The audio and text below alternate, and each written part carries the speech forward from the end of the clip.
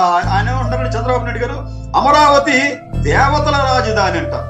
కానీ ఈ రోజునది సెక్స్ వర్కర్లకు నిలయంగా మారినట్టుగా ఆరోపణలు ఉన్నాయి.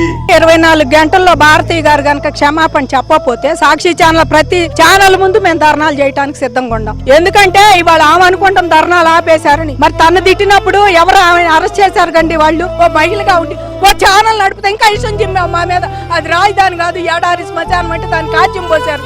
పోసి వాళ్ళు 270 మంది రైతులు పట్టును పెట్టుకున్నారు. ఇంకా మీకు సిగ్గు చాలేదమ్మా, ఇంకా నరబలి చాలేదమ్మా మీ అందరికి. ఇంకెంతమందిని చంపాలనుకుంటున్నారు మా మీద చేసి?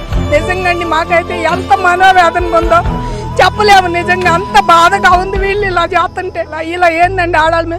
మేము వేసేలమా సెక్స్ వర్కర్లా? ఆ చుట్టూది దేవతల రాజధాని కాదు వేసేల రాజధాని అంటాడా ఆ యాదవ? వాడిని ఖచ్చితంగా సాయంత్రం 24 గంటల్లో పట్టుకోమని పోలీసులకు మేము ఇచ్చాం. కానీ ఈ పట్టుకోవాల్సిందేనండి. మహిళల మీద ఎంత చండాలంగా వ్యాఖ్యలు చేసిన వాడిని వదలకుండా పట్టుకోవాలి. భారతి గారు రేపు క్షమాపణ ఇప్పటికైనా చెప్పాలి. ఈ మీడియాలో వార్తలు చూసైనా ఆమె క్షమాపణ చెప్పకపోతే ఆమె ఆడదే.